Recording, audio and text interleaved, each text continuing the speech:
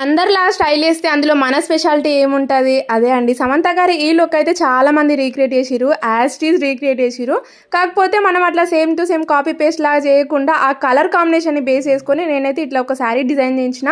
నాకు ఈ colour combination అసలు ఎంత నచ్చిందంటే నిజంగా అసలు మస్తు సెట్ అయిందనిపించింది. ఈ కలర్ శారీ పైన ఆ పెయింటింగ్ అదంతా కూడా బ్లౌజ్ పైన కూడా పెయింటింగ్ వస్తది. మీకు కావాలనుకుంటే మీరు ఫుల్ హ్యాండ్స్ లేదా ఏదైనా డిజైనర్ బ్లౌజ్ లాగా కుట్టించేసుకోవచ్చు. బ్లౌజ్ పీస్ అయితే పెద్దనే వస్తది. అండ్ నేనైతే కొంచెం డిఫరెంట్‌గా కుడదామనేసి కొంచెం వెరైటీగా ట్రై చేసిన ఈసారి అయితే. ఇట్లా బ్యాక్ సైడే మనకి డోరీస్ హుక్ కాకుండా ఇట్లా ఎలాస్టిక్ పెట్టినా అన్నమాట. అది నా కోసమే కాబట్టి అట్లా బయటికి కనిపిస్తుంది.